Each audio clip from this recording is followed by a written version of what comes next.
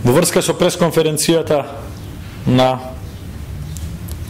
господја Калинка Габер имаме да го истакнеме следното.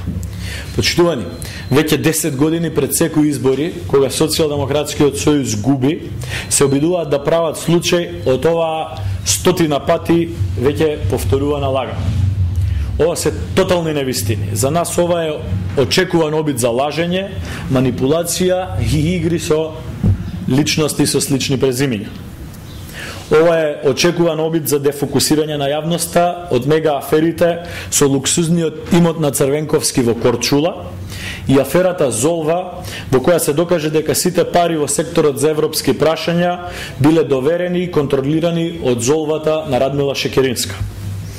Тие свесно го прават ова на само 2 дена пред избори, за да нема време судовите да ја докажат нивната лага.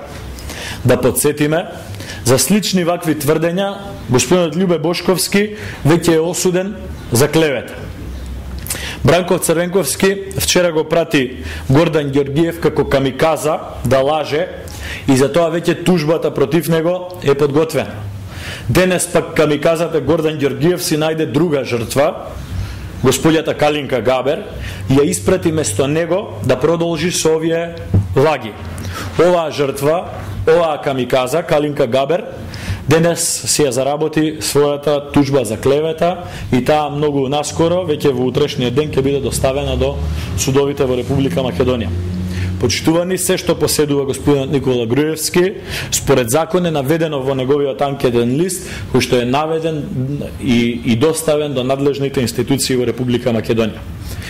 Ние ги советуваме СДСМ да продолжат вака, да продолжат со клевети, со лаги и манипулации, а ние ќе продолжиме да зборуваме за проекти и за идеи како да се реформира Македонија и како да се подобри животот на граѓаните. Така граѓаните ќе знаат најдобро да ја направат разликата.